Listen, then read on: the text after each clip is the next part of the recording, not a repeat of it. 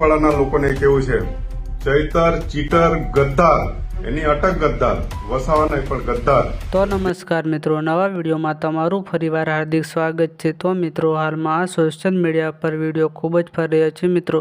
તો મિત્રો, આ ભાઈએ ચેતર વસાવાને મિત્રો મોટો ખુલાસો કર્યો છે. તો મિત્રો, આ ભાઈએ શું ખુલાસો કર્યો છે મિત્રો, એટલે તમે વિડીયો પૂરો જોજો, તમને આગળ પૂરોથી વિડીયો પણ બતાવીશ.